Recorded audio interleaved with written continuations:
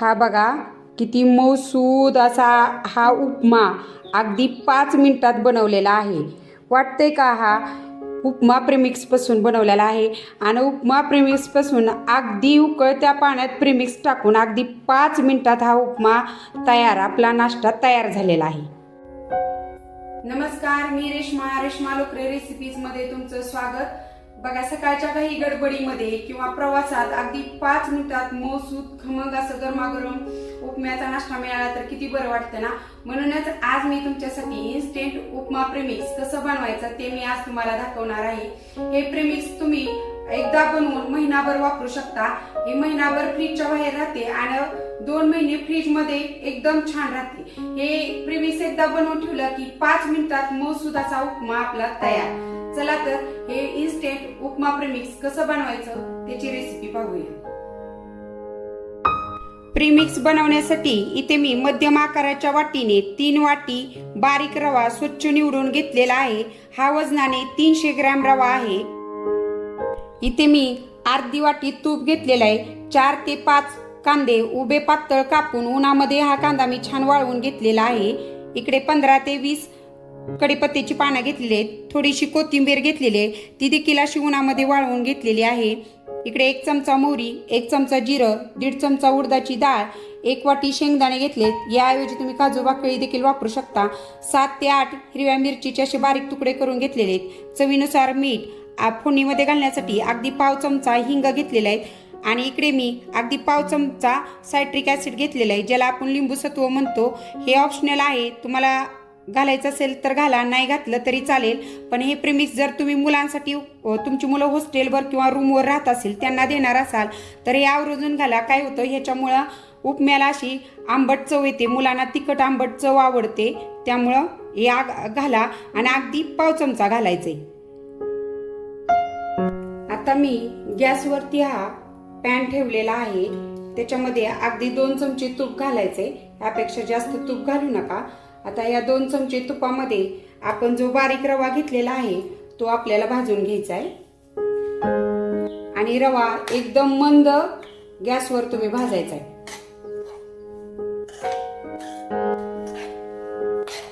Premix बनवण्यासाठी आपल्याला बारीकच रवा वापरायचा आहे. कारण काय होतं, जेव्हा आपण प्रेमिक्स मध्ये उकळतं पाणी घालतो तेव्हा हा बारीक रवा पटकन पाणी शोषून घेतो आणि 5 मिनिटात आपला मऊ लुसलुशीत असा उपमा तयार होतो. त्यामुळे बारीक रवा घ्या. हा रवा मी सतत हलवत मंद गॅसवर 15 मिनिटं भाजून घेतलेला आहे. आणि हा बघा, आता आपला छान असा हा रवा भाजून झालेला आहे आणि त्याचा हलकासा रंग देखील बदललेला आहे. रवा नेहमी भाजताना मंद गॅसवर भाजायचा, म्हणजे तो छान भाजला जातो आणि आपला उपमा देखील छान तयार होतो. आणि असा रवा भाजल्यामुळं काय होतं, तो रवा उपम्यामध्ये असा कचकच करत नाही. त्यामुळं मंद गॅसवर भाजून घ्या. आता आपला रवा भाजून झालाय. इथे मी गॅसवरती कढई ठेवलेली आहे. त्याच्यामध्ये जे आपण तूप घेतलेलं आहे ते घ्यायचंय. आता या तुपामध्ये अगोदर आपल्याला शेंगदाणे तळून घ्यायचे.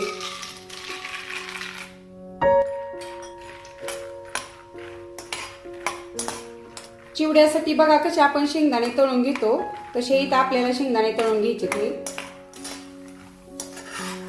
आता हे शेंगदाणे आपले तळून झालेत. हे बघा, ह्यांचा हलकासा तांबूस रंग होतो आणि त्यांना बघा हलके असे तडे जातात आणि कढईमध्ये देखील असा चटचट आवाज होतो. आता हे शेंगदाणे आपले छान तळलेत, काढून घेऊया. हे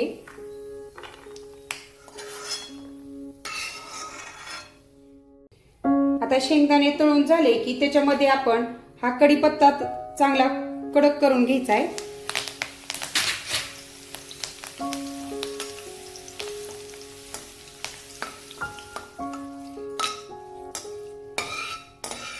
आणि हा बघा, हा कढीपत्ता देखील असा कडक होईपर्यंत तळायचा, म्हणजे जेणेकरून त्याच्यामध्ये ओलावा राहणार नाही.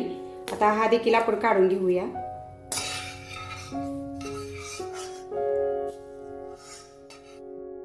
कढीपत्ता तळून झाल्यानंतर आता ह्याच्यामध्ये आपण ही हिरवी मिरची तळून घ्यायची आहे.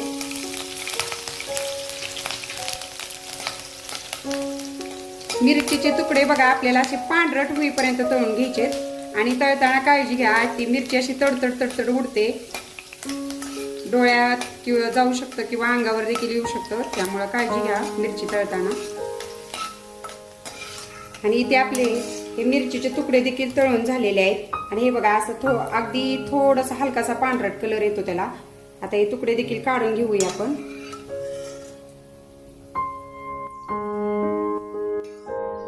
आता जे आपण साहित्य तळून घेतलेलं आहे त्याच तुपामध्ये आपण मोहरी घालायची.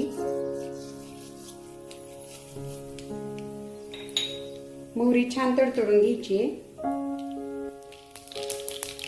आता मोहरी छान तडतडली की याच्यामध्ये जिरं घालायचं.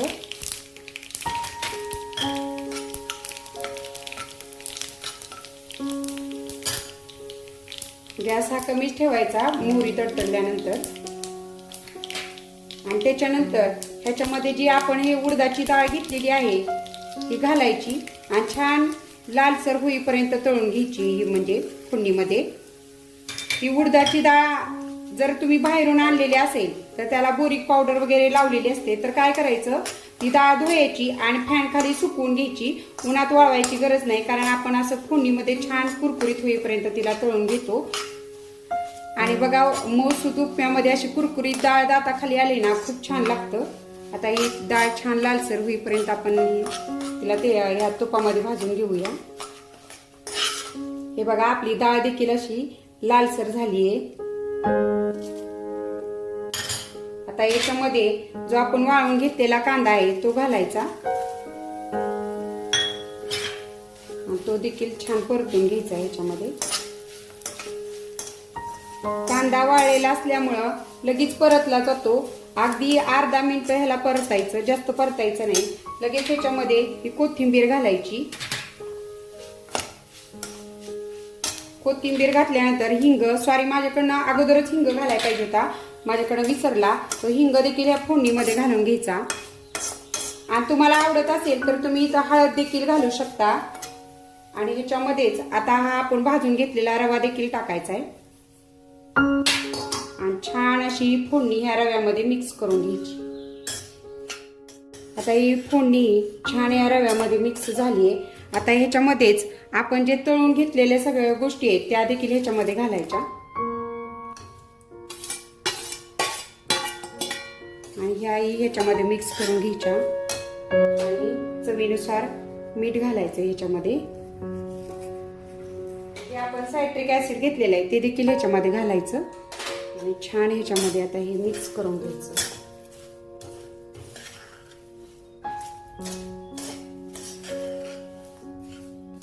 आणि आपलं प्रीमिक्स तयार झालेलं आहे. आता गॅस बंद केला मी. आता हे तयार झालेलं प्रीमिक्स पूर्ण थंड होऊन द्यायचं आणि मग असं एका काचेच्या भरणीत भरायचं. काचेच्या भरणीमध्ये भरताना ही भरणी देखील तुमची पूर्ण अशी आतून कोरडी असली पाहिजे. आणि ज्या चमच्याने तुम्ही भरणार तो चमचा देखील तुमचा कोरडा असला पाहिजे. किंवा तुम्ही हाताने भरणार असला तर हात देखील तुमचा कोरडा असला पाहिजे. आणि हे महिनाभर अगदी छान राहतं फ्रीजच्या बाहेर. आणि फ्रीज मध्ये तर 2-2 महिने याला काही होत नाही. फक्त जेव्हा यामधून तुम्ही प्रीमिक्स घेचाल तेव्हा तो तुमचा चमचा देखील कोरडा असला पाहिजे. कोरड्या चमच्याने ते काढून घ्यायचंय. शक्यतो काचेच्याच भरणीमध्ये ठेवा म्हणजे छान राहतं. आणि हे बघा हे असं आपलं उपमा प्रीमिक्स तयार झालेलं आहे. आता या उपमा प्रीमिक्स पासून उपमा कसा तयार करायचा ते पाहूया. इथे मी एक भांड घेतलेलं आहे आणि असं एक मध्यम आकाराची वाटी हे प्रीमिक्स घेतलेलं आहे.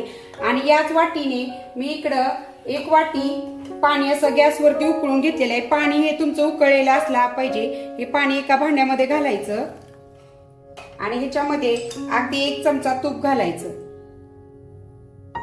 आणि हे तूप छान असं हलवून घ्यायचं ह्याच्यामध्ये. आणि नंतर हे प्रीमिक्स हळूहळू याच्यामध्ये घालून मिक्स करून घ्यायचं. इथे बघा मी शेंगदाणे थोडेसे जास्त घातले, तर आमच्याकडे शेंगदाणे जास्त आवडतात म्हणून तुम्ही थोडंसं प्रमाण कमी केलं तरी सुद्धा चालेल तुम्हाला आवडत नसतील तर. आणि हे बघा हे ह्याच्या उकळत्या पाण्यामध्ये छान मिक्स करायचं. आणि हे असं झाकून 5 मिनिटं ठेवायचं. पाणी हे तुमचं उकळलेलंच असलं पाहिजे. आणि आता 5 मिनिटं झालेली आहेत. आणि हे बघा छान असा आपला उपमा तयार झाला आहे. हे बघा. आता आपण प्लेट मध्ये काढून घेऊया.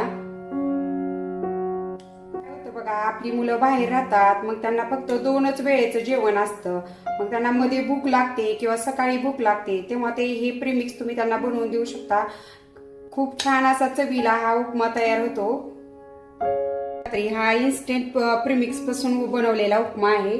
आता याच्यावर थोडीशी बारीक शेव घालायची आणि बारीक चिरलेली असेल तर थोडीशी बारीक चिरलेली कोथिंबीर. बघा, प्रीमिक्स बनवल्यानंतर अगदी 5 मिनिटात हा आपला उपमा तयार झाला आहे. या चवीला तर खूप छान लागतो. आपण यात लिंबू सत्व वगैरे घातल्यामुळं आंबट तिखट असा छान 5 मिनिटात आपला नाश्ता तयार आहे. आणि हे बघा, इथं तुम्ही बघू शकता किती छान. हे वाटत देखील नाही की आपण प्रीमिक्स पासून हा उपमा बनवलेला आहे म्हणून. तर कशी वाटली आजची ही इन्स्टंट उपमा प्रीमिक्सची रेसिपी ते मला कमेंट मध्ये नक्की सांगा. जर तुम्ही जॉब करत असाल तर असं प्रीमिक्स ट्राय करा, किंवा तुमची मुलं बाहेर शिक्षणासाठी राहत असतील त्यांना देखील असं हे प्रीमिक्स तुम्ही बनवून देऊ शकता. बघा, आपण बाहेर प्रवासात गेल्यावर हॉटेलवर वगैरे देखील असं इलेक्ट्रिक केटल असतात जिथं तुम्हाला पाणी उकळून मिळतं, किंवा मुलांना देखील तुम्ही बाहेर ते रूमवर राहत असाल तर अशा इलेक्ट्रिक केटल त्यांच्याकडे असल्या तर ते देखील असं हे प्रीमिक्स पासून उपमा छान असा पौष्टिक नाश्ता बनवून खाऊ शकतात. तर तुम्ही तुमच्या मुलांना देखील असं प्रीमिक्स बनवून द्या आणि तुमच्या प्रीमिक्स पासून उपमा कसा तयार झाला ते मला कमेंट मध्ये नक्की सांगा. रेसिपी आवडल्यास रेसिपीला लाईक करा आणि अशाच रेसिपीसाठी आपल्या चॅनेलला सबस्क्राईब करा. रेसिपी बनवण्यासाठी तुम्ही माझा व्हिडिओ निवडला त्याबद्दल मनपूर्वक धन्यवाद.